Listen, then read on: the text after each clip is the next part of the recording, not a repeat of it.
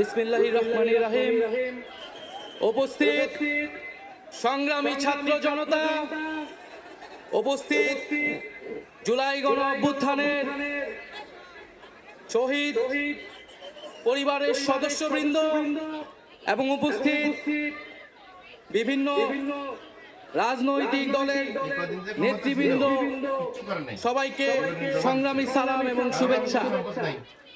আজকে ঐতিহাসিক মুহূর্তে আমরা অবস্থান করছি এখানে, এবং আজকের এই অবস্থান থেকে আমরা আমাদের যে নতুন রাজনৈতিক দল জাতীয় নাগরিক পার্টির ঘোষণা করেছি।